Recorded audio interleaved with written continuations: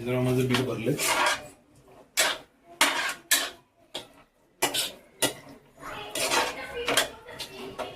हे आता आपण पटकन काढून घेऊ.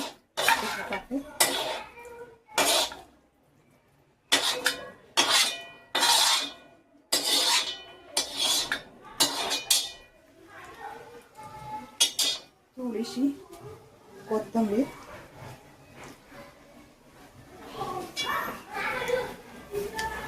बघ आपलं मेथी, कांदापात, वांग्याचं भरीत मस्तपैकी छान असं तयार झालेलं आहे. सुगंधही छान सुटलेला आहे.